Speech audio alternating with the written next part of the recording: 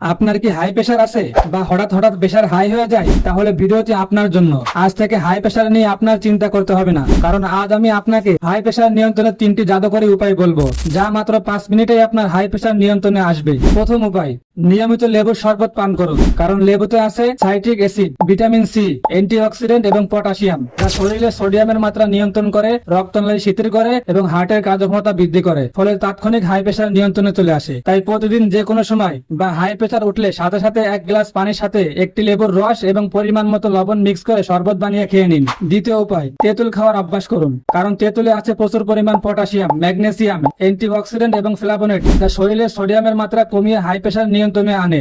তাই high pressure উঠলে সাথে সাথে অথবা প্রতিদিন অন্তত 1 থেকে 2 চামচ তেঁতুলের আচার খাওয়ার অভ্যাস করুন। ইনশাআল্লাহ আপনার হাই প্রেশার থাকবে নিয়ন্ত্রণে। তৃতীয় উপায়, নিয়মিত কালোজিরা ভর্তা খান, কারণ মৃত্যু ব্যতীত সকল রোগের ওষুধ হলো কালোজিরা। এছাড়াও কালোজিরাতে আছে থাইমোকিনোন, যা রক্তনালীকে প্রশান্ত করে এবং হাই প্রেশার নিয়ন্ত্রণে সাহায্য করে। প্রথমে কিছু কালোজিরা ভেজে নিন, তারপরে কালোজিরা, মরিচ এবং পেঁয়াজ একসাথে বেটে নিন এবং লবণ মাখিয়ে প্রতিদিন ভাতের সাথে খেতে পারেন। এই 3টি উপায় নিয়মিত মেনে চললে হাই প্রেশার নিয়ন্ত্রণে থাকবে ইনশাআল্লাহ। ভিডিওটি কাজে লাগলে লাইক এবং শেয়ার করুন। আরো স্বাস্থ্য টিপস পেতে চ্যানেলটি সাবস্ক্রাইব করতে ভুলবেন না। ধন্যবাদ।